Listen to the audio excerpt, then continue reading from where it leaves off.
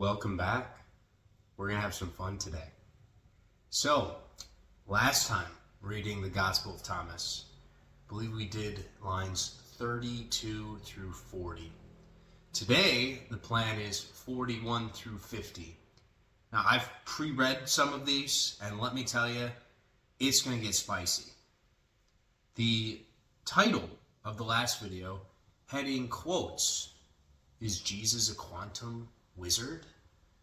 I think this will solidify that in this episode. All right. Let's just say there's some crazy things symbolically that he said that, taken from a different point of view, most likely his point of view that people kind of glance over for thousands of years, it's world ending, world bending. Everything will change. We need to start viewing things how he viewed things, and our lives will all get better. All right, so let's begin with the first one. By the way, I'm a tiny bit under the weather. I'm not sick, but let me tell you, I'm getting destroyed by this pollen. There's been a lot of wind out here, so my sinuses are just eating it up right now. So probably a heart attack later. Yeah. All right. Line 41. Jesus said, "Those who possess something will receive more, and those who have nothing will be deprived of even the little they have." Okay. So we've talked about before cause and effect. We've talked about the creative process. How it starts with our thoughts collapse down into the emotional state, and then those emotions create our reality. What Jesus is really getting at here is those who possess something. He's talking about the embodiment of that already. So there are those individuals that will, let's use sports as an example. They believe they are a winner. They win because of that belief. Okay, they receive more of what they believe because they already are that which they believe they are to receive. There is no separation there. They're not sitting there hoping that they're going to win. They are in expectancy of the win because they are a winner. Whereas there are those that sit in a state of lack, where they don't have something. They're constantly looking outside of themselves, saying, "Oh, well, I want that, I want that, I want that." But you don't get what you want. You've never, ever gotten what you want. You get exactly who you are, what you are. That's what he's teaching you. You need to become prior to receiving.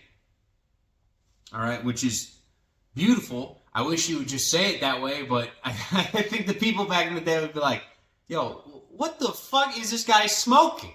And he's like, "Quantum mechanics." Quantum mechanics, cosmic Jesus. I had no idea I was going to be doing this in June, but God bless. Okay. Line 42. Jesus said, "Be travelers passing through." Now, when I read this and I see the word travelers, I like to think, I'm going to take my own personal experience. So if I'm traveling, I'm going to a new place. I'm going to see new people. I'm going to experience new things. But I don't have any attachments to those places. So when you're on vacation, just get to enjoy everything. You're not worried about anything falling apart. You're not worried about judgments of other people. You're probably never going to see them again. So I think what he's going after here is that we need to live from a state of blissful detachment. If you want to receive everything in your life, going back to the prior line, you have to already be it to receive it. One of the best ways to be something is to detach yourself from all the lack in the reality around us. All the different people that can point out like, "Oh, well, you don't have that yet." And then we like to overthink. We overcomplicate ourselves. We get anxious. We get lost in thought. We get lost in the sauce, constantly wondering when our blessings are going to arrive. What Jesus is kind of saying is, be like a passenger, all right? Live in blissful awareness. You are a physical embodiment of God. Fucking act like it, all right? Be detached from the physical outside of yourself. You were not born to just work in the physical to get the physical. You have 3 bodies. You have a spiritual one, a mental one, and a physical one. A lot of the time, we get lost in the sauce in that physical. Okay? We need to align the 3. So we need to believe in our blessings. We need to be ourselves, whatever that soul is calling. The soul really gives us the blueprints. The mind is the one that discerns from the different things that come into it what we should be going after, what we should be. And then the body just is the embodiment of it. We are more than our body, we are more than our mind, but our spirit cannot overwrite those 2. That is the never-ending cosmic game between the ego and God. The Father is always there. That is like the soul saying, hey, here is the happiness, here is the bliss. I will give you the blueprints for it, but I'm not going to walk down there. You have to walk up here. And the mind has to say, you know what? That makes sense. We should walk up there and see. But I don't have fucking legs. So body, get your ass up the hill. Let's start stepping into this. Let's start embodying this. Let's go in this chair. Let's become the winner so we can attract the wins. Okay? Or who knows? Maybe I have no idea what I'm talking about. It is what it is. Line 43. His disciples said to him, "Who are you to say these things to us?" Well, I'm Jesus. That's probably what Jesus said. He's like, yo, I'm the GOAT. That's why I'm saying it. Jesus replied, "You fail to understand who I am based on what I say to you. Instead, you have become like the people of Judea, who love the tree but despise its fruit, or they love the fruit but hate the tree." Now this is just beautiful, and it builds off the prior points a little bit from, I think, the prior episode, where we have to line up the mental and the emotional with the physical. And within ourselves, we have so many attachments to things that block our blessings. The example I'm going to use for this one is money. Everyone loves money when they have it. But how many people, when they see somebody else outside of them, say, oh, that person must have cheated. Oh, they must be evil. Oh, they slit somebody's throat. Oh, they sucked somebody's dick. They did something naughty in order to get the money. So they attach a negative quality to money. And people like to believe, we all like to believe, that we are godly. Right? We're good people. People strive to be good people. So it just doesn't make sense. Jesus is saying, like, hey, you hate the tree, but you love the fruit. That's like saying with money, you hate money, but you want more of it. Why can't you just speak the same language? Why can't you just say, I love money because I do good things with money, and therefore I receive money. Money is godly. Money is not evil. It is not bad. I receive it by serving humanity, by serving the collective. You don't get something unless your emotions and your mind line up with it. If there is a duality between you, if there is a separation between you, it's not going to work out so well for you. And we do this all the time. You know, I even get caught with it, where I'll say, and this is past me, oh man, Bill Gates is a bad guy because he's doing X, Y, and Z out in the world. Mark Zuckerberg is a lizard. I'm not a big fan of Tesla. However, I have made money off of selling Tesla stock. I have used Facebook and Instagram. I currently have Microsoft on my computer. So how can I hate the tree but enjoy the fruit? Why don't I just make up my mind? Why don't I get on the same page? Why don't you start acting like Jesus is? Why don't we all start embodying it as he's been saying to his disciples? You guys just don't get it. You don't understand me. You love the things that come out of my mouth, but then you hate me for saying them. Or vice versa. Why can't we just live from unconditional love, and then the unconditional love will bestow upon you unlimited abundance of blessings, the joy, the bliss. Just be like a passenger. Detach yourself from the things that bother you in this reality. Figure out the things that serve your soul. Mentally focus on them, and then physically embody them. Building on all the prior points. At least I think that's what he's going for. All right. Where am I? Line 44. Jesus said, "Those who blaspheme against the Father will be forgiven, and those who blaspheme against the Son will be forgiven. But those who blaspheme against the Holy Spirit will not be forgiven, neither on heaven nor in earth." Except I flipped those. Neither on earth nor in heaven. So from my understanding, and this is just my understanding, if you guys don't like it, skip ahead. You don't have to take it. I see the Holy Spirit as the sort of permanent universal consciousness that permeates throughout all of existence, all that is matter, all that is not matter, time and space, and all that is not time and space. Okay? And blasphemy is an absence of God. So, you can blaspheme against the Father being that super consciousness that comes down that we all have. We all have a different Father because we are all different souls. That Father is the one that gives us the blueprints. How many of us throughout our lives have said, "Oh, no, I'm not going to do that. I'm going to do my own thing," right? You go your own way. Okay, that is acting in blasphemy against the Father. You are not acting out of your God self. You're acting out of your ego mind. And that's okay. God is all forgiving. He's all merciful. And he loves you. All right? He's not going to send you off to hell somewhere to burn for eternity. That's fucking wild work. That's crazy. Okay? So you are allowed to, at your own path in life. You can go and you can step through the rose bushes and get all the thorns. You can do whatever you want. You can go fight lions, tigers, and bears and suffer for as long as possible, and the Father will always be there with the blueprint. You can blaspheme him for as long as you want, but he will always be there for you to go back. Same thing with the Son. And that is the example of the Son. You can do what you want with your own reality. You can have the negative thoughts. They don't serve you.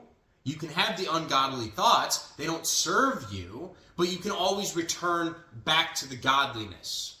But when you blaspheme the universe in its entirety, if you blaspheme the idea of all of creation and consciousness, there is no peace for you. There is nothing on earth or heaven.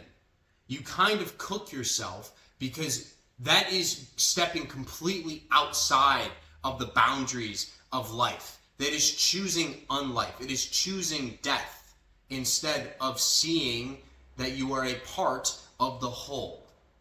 You are completely going away. So when I read blaspheming against the Holy Spirit, I see that as taking up arms against other human beings. Really like killing people, doing terrible things, and stepping into a lifestyle in which nothing matters at all. God doesn't exist. There is no rhyme or reason to anything. It's just pure, unadulterated chaos. And at that point, when you completely shuck off the Father, you say, fuck the Son, I'm not going to pay attention to anything that's going on around me. I'm just going to keep doing me and blowing things up and destroying things and living a narcissistic lifestyle. Yeah, you will not be forgiven at that point. But I think it's not that it's a lack on the Father's side, it's not God's side that you're not forgiven, it's because you don't care. You are not looking for forgiveness. You have lost. Your soul is lost, and you've gone so far away from the regular path. you've strayed so far that most likely you're going to get a reset. You're going to reincarnate. Your body is going to wither away, die, all that good stuff. And then you get to go up, back into source. You get to look down on your life, on your actions from source consciousness, from God consciousness, in a different realm of existence, and learn some things, and then you get to reset. You get to reincarnate, and you get to do it all over again. Okay? You're not going to burn eternally if you have a very, very bad life. And guys, by the way, if you are watching this video, none of you are blaspheming the Holy Spirit. This is like demonic level stuff. And demons aren't really real. I'm just using that as an idea here. This is like pure self-service narcissism where you are destroying other people just for your own gain. All right?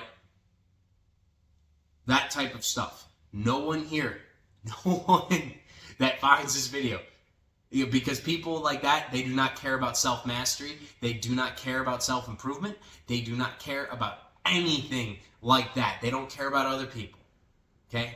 They don't see other people as an extension of themselves. They see them as somebody to take advantage of. And in that sense, they are taking advantage of themselves. All right? Or who knows? This one, I gotta say, out of all the verses I've read so far, is definitely the most confusing to try and tinker with. Line 45. Jesus said, "Grapes are not gathered from thorn bushes, nor are figs harvested from thistles, for they do not yield fruit. Good people bring forth good from what they have stored up. Bad people bring forth evil from the wickedness stored up in their hearts and speak evil. For out of the abundance of the heart they bring forth evil." Now, I'm going to keep this one short because I think he's kind of rehashing what we did in line 41 with the "those who possess something will receive." So if you are constantly focused on the negativity, if you are focused on the thorn bushes or the figs, or not the figs, the thistles, the negativity, you don't get the fruit. Okay? If you're focused on the negativity, you don't get the fruit. Those that are living in lack get more lack. Those who are focused on the apple tree pick the apples. Right? He just keeps kind of reiterating this point because it is the most important, I think, that he's gone over so far. I mean, there's 114 sayings, but let's be real. If you want to control your reality and really live an amazing life, you have to emotionally and mentally speak it into existence, and then the divine action comes. The creative process comes. Because that's when the ideas flow. That's when the mental nudges come. But if you are focused on everything that's going bad around you, then the ideas that you get, the mental nudges you get, the actions that your mind is telling you to take are from a negative emotional state. And they're going to lead to more negativity. They're going to lead to poor results that will then reinforce that cycle more and more, over and over again. Okay? So that's why he's just hammering this in. If you want the fruit, focus on the vines that bear the fruit. Water your garden. You manifest what you focus on. What you think about, that's where the energy flows. All right? And the more juice you give it, the more love you get it, the more you get back. You reap what you sow. Okay? 46. Jesus said, "From Adam to John the Baptist, among those born of women, no one is greater than John the Baptist." Okay? "Yet even John's gaze should be averted. But I tell you, whoever becomes like a child will know the Father's realm and become greater than John." This draws me back to line 37 when Jesus said, "When you undress without shame and you take your clothes and lay them beneath your feet, like little children and tread upon them, then you will perceive the Son of the living one and you will not be afraid. What he was talking about up there is embracing that inner child. To stop worrying about the physical around us, to stop worrying about the reality around us, and you step into your solidarity, you step into the silence, you go up the mountaintop, you go to the higher consciousness. That is where the Son meets the Father and becomes like a child. You live from a state of blissful awareness, where you act through divine action, not through fearful action. You line up the mental and the emotional realms to then manifest a divine reality that is exactly what your soul is desiring. Exactly what the Father is desiring. And so what he's talking about with the John the Baptist, and you'll be greater than John the Baptist, is John the Baptist was like the GOAT. He lived around the same time as Jesus. I believe he also baptized Jesus. So this guy was a prominent, very powerful spiritual figure. And basically Jesus is saying, like, you'll be better than this guy. And the reason you'll be better than this guy is because you have shucked away all the negativity of the world around you. You have given up on your worldly desires, and that makes you the most attractive state you can possibly be. You're living from a state of pure faith, of pure love, unconditional love of the Father, and that's when the storehouse of the kingdom within opens up onto you. You get the blueprints for everything. You take the divine action for everything. Okay? Sometimes you see the symbolism in some of the amazing bands or artists, and you wonder, you're like, how are they so creative? It's because they have let go of trying to control what they create, and they let it just flow through them. That is the state of being a child. When I hang out with my nephews, when I hang out with and I see small children, they're not thinking. They're not contemplating what they are going to do. They are being. They are a state of being, of bliss, of love, and therefore they create. They experience. They're always in a good mood. I mean, shit, they throw little temper tantrums now and then, but that's because we ran out of hamburger helper, okay? It's not because, the world is, the world is so scary. Oh, everything's burning around me. No, they're chilling, dude. You ask them what they're looking forward to, they're like, I want to see a fire truck. Right? Be like the child. Take off the garment, take off the flesh, go within, get those blueprints, and then just start taking divine action. Okay? I don't have to think when I'm reading this stuff. I'm just letting it flow through me. I'm acting like a kid. Okay? I like to have fun every single day. That is the first thing I say when I wake up, other than show me the magic. I'm like, thank you, God. I'm so happy and grateful right now in this present moment for how much fun I'm having today. Thank you for all the experiences you show me today. Thank you for my perfect, divine, radiant health.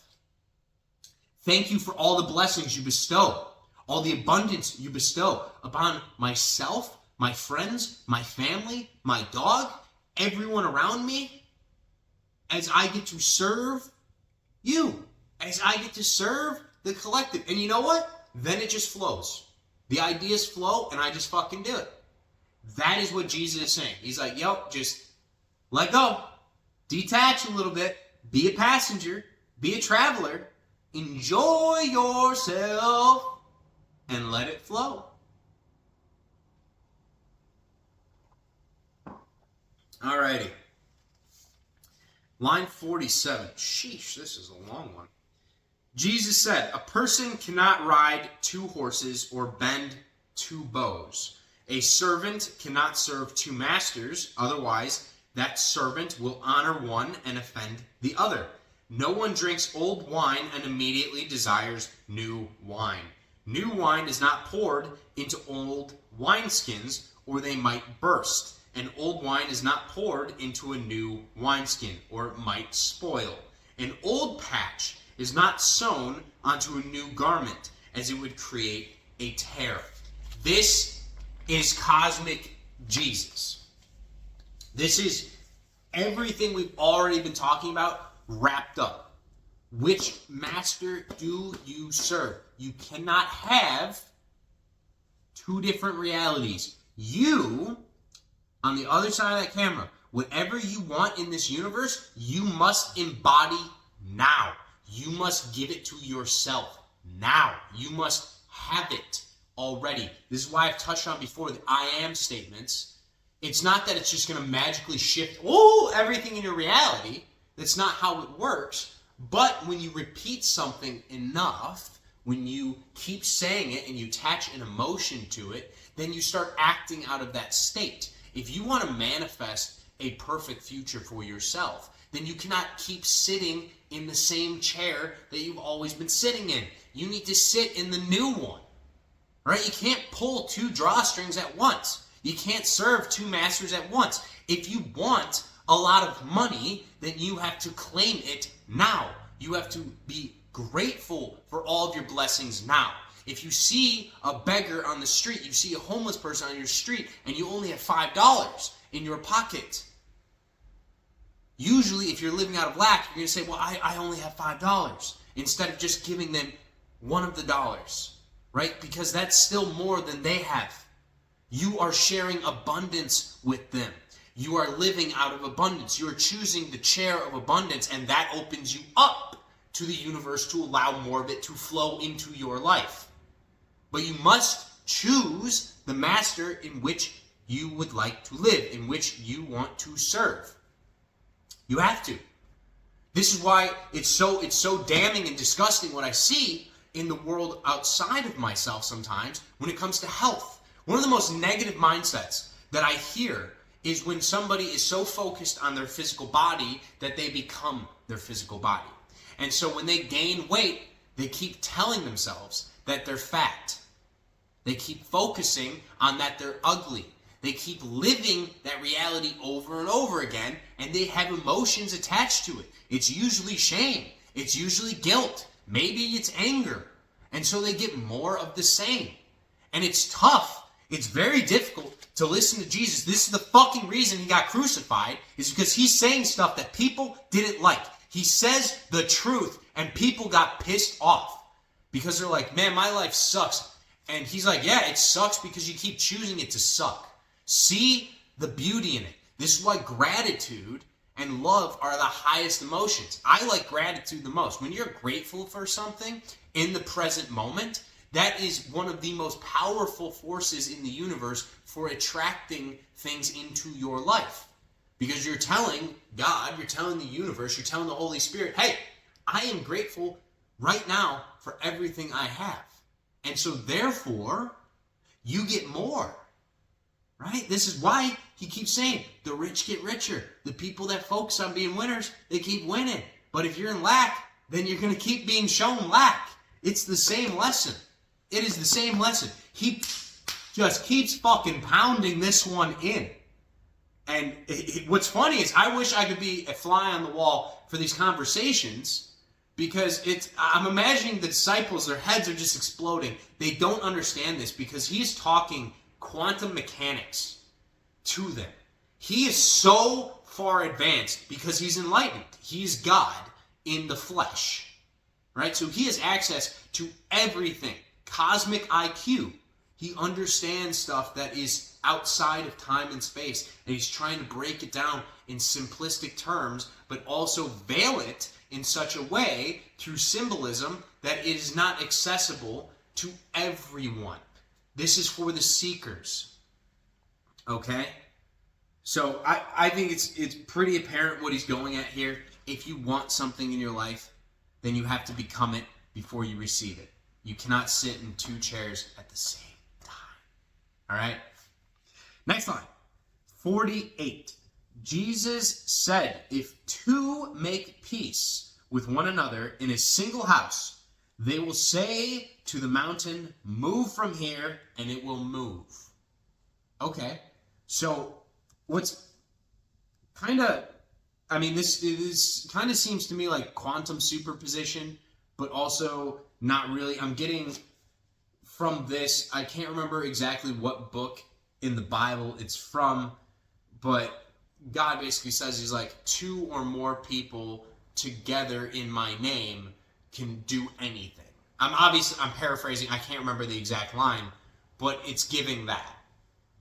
Where two or more people in God's name can achieve anything. They can move mountains. They are better than one. It is a multiplicative effect. It is not taking from one another, okay? Because when you are in God's name, that is the Father. So we're talking about two people making peace with one another, which means that they are combined. They have become more than just their ego, and they see a higher path. So it's probably two people that have raised their consciousness to that of the Father. They've stepped into their divinity, their Christ consciousness, and when they combine their efforts, when they see the same goal and they both focus on it, going back to everything we've already covered, imagine you have an army of people that are all on the same page and all believe they're winners. What happens when you have a football team where everyone on the team believes that they are a winner? Well, they're going to go lights out for years. This is what happens with dynasties. This is what Bill Belichick did with the Patriots for years. When you have somebody like a Tom Brady at the helm, teaching everyone, showing everyone how to be a winner, how to embody a winner, that is like saying you have multiple people making peace in one house, the Patriots' house, in this example, and they are able to move mountains. There is nothing they can't overcome because that thing outside of themselves doesn't exist. That obstacle is just an opportunity to prove to themselves through the faith that they already have in their winningness that they are winners. There's nothing that can stop them. They have full faith and belief in their powers. Okay, which is pretty beautiful. So guys, this is very powerful. If you are in a relationship or you have a close friend or a business partner or you want to manifest anything for your life, you want to really pop off, have that come to Jesus moment where you both get on the same page. Get a piece of paper, write out your goals, come to terms with it so you can put both your mental and emotional states on the same wavelength towards the same objective, and you can both sit in the same chair, maybe on each other's laps. That's crazy wild work, but it will be effective. You will manifest things faster because now you have double the thought energy flowing towards the same focus point. And that, going back to what I originally said with quantum superposition, is that things can exist on multiple levels at the same time, multiple dimensions. There are multiple potentialities in reality, alternate multi-dimensions, okay? And when we view the electrons or we view the energy in motion, that is when it collapses. So if you have multiple people viewing and have they focus on one reality, the potential that that one is the one that manifests skyrockets. Absolutely skyrockets. Your focus is what collapses reality into existence that is perceptible to you. So get on the same page, sit in the chair that you want, focus on what you expect to see, expect the best.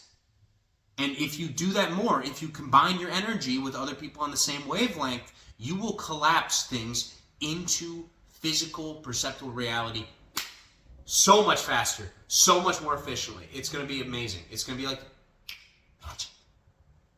Okay. Line 49.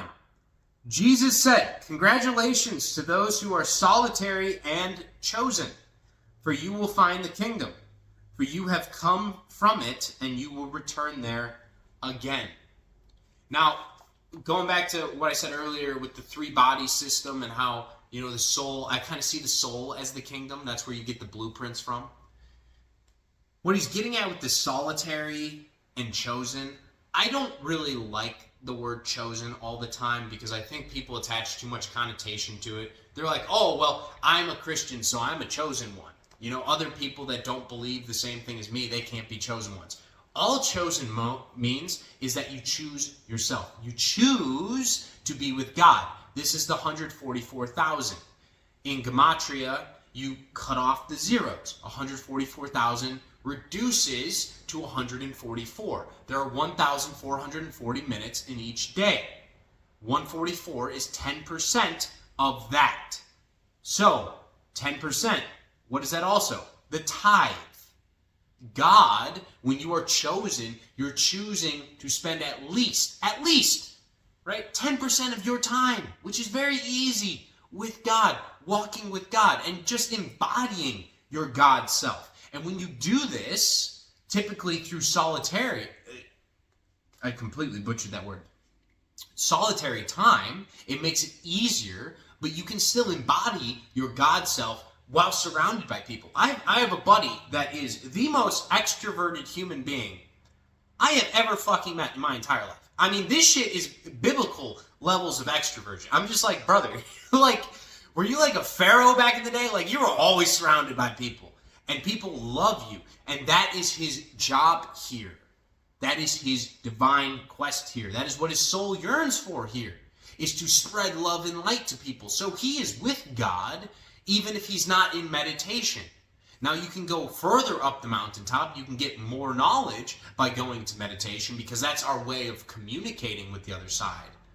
But you still reach the kingdom just by embodying what the soul desires. And that's what Jesus is really talking about. For you have come from it, and you will return there again. He's talking about the soul level. The soul is outside of the physical body. It is outside the mind. It is eternal. And a lot of people struggle with the idea of eternity. It's a lot longer than you think it is. It's like infinity. What if I told you that if you cut something in half, you can keep cutting in half infinite numbers of time? Ponder that. And then also the flip side. Things keep getting bigger and bigger and bigger. They can keep multiplying. We as humans, with our own consciousness being quite limited down here in this physical body with just our physical brains, like to try and put limitations on God. We like to put limitations on reality. Okay? It's a lot bigger and a lot smaller than we could ever imagine. And we are just a piece of the whole. And all they're asking for is, hey, realize that you are a piece of God. You are a divine expression within the flesh of God. You can go up the mountaintop. You can treat with him. You can receive your blueprints. And you will have the kingdom of heaven, the storehouse of abundance, open up for you through the divine action, the divine intuition that you receive. It's beautiful. It's awesome. But it's been lost in translation, at least from what I see. There are people that know all these lessons, and there have been so many teachers throughout time that have taught all of Jesus' teachings, right? There's not just a few. There's tons of them. This is timeless. It's outside of time and space, these truths, because that's what truth is. And you only get the truth when you go up the mountaintop. You spend that time with God, you get to the consciousness of God, and you realize that you are a piece of him, but also you are equal to him. Because our creation, our point for being here, the entire reason humanity is, physical existence is because God wanted to experience himself. And he loves us so much that he allows us to do everything because he loves everything. It's human morality that fucks everyone's day up, where we're constantly living in shame or guilt or saying, oh, I can't do that, that's bad, or I can't do this, that's bad. No. If it's calling, if it's a yearning of the soul, step into it. It's meant for you. It's your path, no matter what it is. All right? Probably went way off topic on that one. So last one, line 50. Jesus said, if they say to you, where have you come from? Say to them, we have come from the light, from the place where the light emerged on its own, established itself, and appeared in their image. Now this probably is referring to Big Bang, most likely. Start of creation, the book of Genesis, just everything creation. Okay? Next part. If they ask you, is it you? Say, we are its children, and we are the chosen of the living Father. Which is true. We're like little cells to the body that is the universe. We all co-consciously create this reality through our creator powers because we are living gods. We are just smaller scale gods. Okay? I know some people will get offended. They're like, I can't be a god. I was born in sin. Okay, have fun with that fucking view. Have fun with that limiting belief. You are a god. Don't you forget it. Tell yourself in the mirror that you're a god. Tell yourself you are beautiful. Tell yourself you are amazing. Tell yourself that you are a living embodiment of divine health, love, and radiance. See how your life improves. All right, and the last line, this is the spicy one. If they question you, what is the evidence of your Father in you? Say to them, it is motion and rest. This is quantum superposition. 100%. This is the collapsing of wave functions into physical form.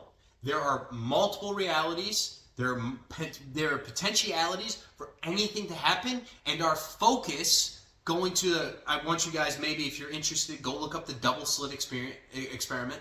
You can watch a video on that. There'll probably be hours and blow your mind.